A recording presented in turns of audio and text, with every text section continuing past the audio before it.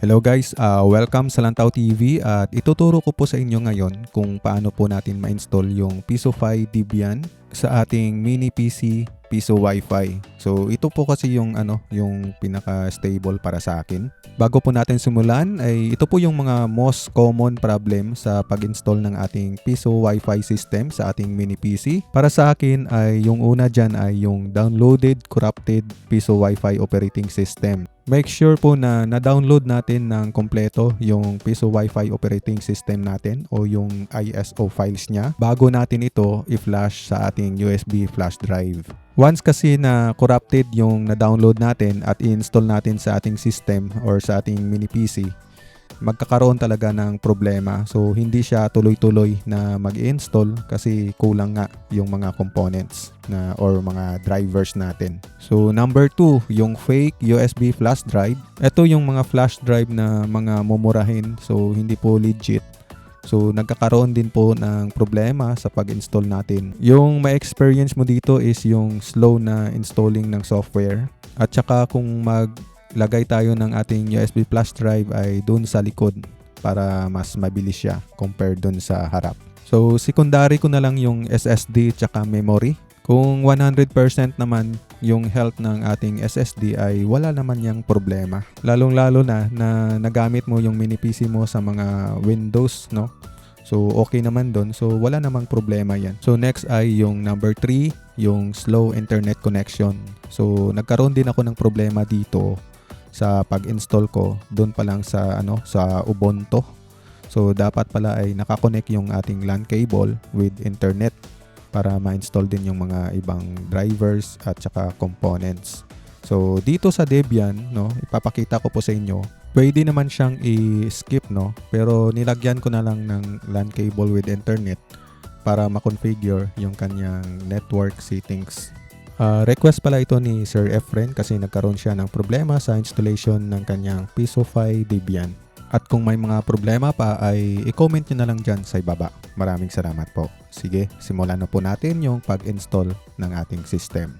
So, gamit natin yung Rufus, Available naman po ito sa Google, Search nyo na lang. So, depende po sa inyo kung ano pong gagamitin yung version dito. Mapa-portable man or install nyo. So, lahat naman yan gumagana. So, dito naman sa images ni Pisofy, sa Pisofy PC, so Ubuntu at saka Debian. So download natin yung Debian. So medyo maliit lang yung files ni Debian.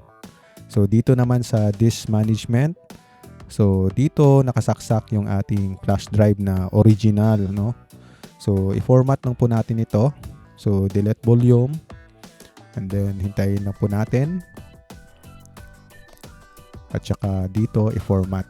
So ganito po yung pag-format ng ating flash drive para malinis siya. So okay na po yan. Kapag corrupted yung ating installation, so ulitin nyo lang yung procedure natin na pag-reformat ng ating flash drive. So i-run na po natin yung ating Rufus, So sundin nyo na lang dito yung nasa video. Sa paglagay dito, yung pag-select, dapat naka ISO files na yung ating file, So click nyo na lang yung start at may lalabas ditong error. So, ito nga yung option. So, nag-click lang ako dito ng yes, At nagkaroon ng problema. So, dapat siguro dito yung no. So, hindi ko na matandaan. So, inulit ko na lang yung pag-flash dito. At saka, tuloy-tuloy naman na na-install sa aking flash drive yung ating bootable drive. So, fast forward ko na lang at natapos na po yung ating pag-flash, dito sa ating flash drive. So, proceed po tayo sa settings ng ating BIOS, sa ating boot up setup at saka sa auto power on.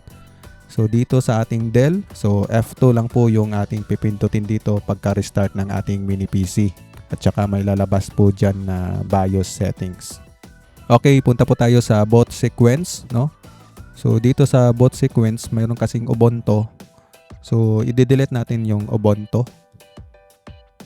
So, delete lang po natin dito yung Ubuntu kasi yung nauna natin na pag-install at nagkaroon ng problem So, i-delete natin yung Ubuntu na boot option at saka yan lang yung EFI SanDisk Partition 1. So yan lang at saka i-apply po natin.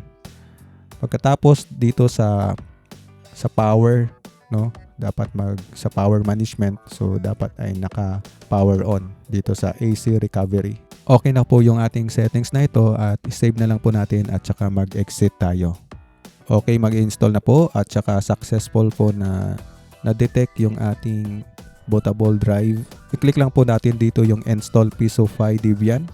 I-fast forward ko na lang guys at punta na tayo doon sa configure the network. So ito yung sinasabi ko sa inyo na dapat ay lagyan ng internet para ma-work properly yung network hardware ng ating mini PC. Pwede naman siyang i-continue pero nasa sa inyo na yan kung i-continue nyo. So sa akin, nilagyan ko na lang ng internet, no? Kinonect ko na lang yung ating LAN cable para wala na po tayong problema sa network settings ng ating mini Piso Wi-Fi. So inulit ko talaga yung pag-install ng ating Pisofy Debian software. Ipa-fast forward ko na lang guys, no? So sobrang tagal po kasi pag kompleto yung ating video na pag-install. So almost mga ano din siguro, mga 1 hour and 20 minutes na successful na ma-install na natin yung Pisofy Debian. So ito nga yung video na nilagyan ko ng LAN cable with internet. So ayan, naging successful na at saka tuloy-tuloy na yung kanyang pag-install dito ng ating OS. Mayroon lang po ditong lumabas na option. So dito, select ko lang yung use entire disk. So enter lang po natin yan. And then dito, i-enter din natin ito. So dito yung kanyang SSD, dito siya mag-install. After ng option na yon ay tuloy-tuloy na yung pag-install ni Pisofy Debian sa ating mini PC. At saka ito na guys, no, patapos na po yung ating installation at successful na na-install natin yung Debian version ni Pisofy. So ganito po yung kalalabasan niya. So ayan, mayroon na po siyang login dito na nakalagay. So ngayon ay itetest natin siya sa ating 5v5v LAN na nakakonect. At yun nga, successful yung ating pag-install ng Pisofy Debian sa ating mini PC. Para naman sa complete installation ng ating LAN Subvendo, so mayroon pa akong mga video dito na tutorial. Hindi ko na siya dito nilagay kasi masyado nang mahaba yung ating video. So ilalagay ko na lang po yung mga link, no, sa description, yung mga kung paano mag-set up ng LAN Subvendo at saka yung coin slot. So maraming salamat po sa inyong panood dito sa Lantao TV at sana ay nakatulong itong video ito para sa pag-install ng inyong Pisofy Debian version sa inyong mini PC.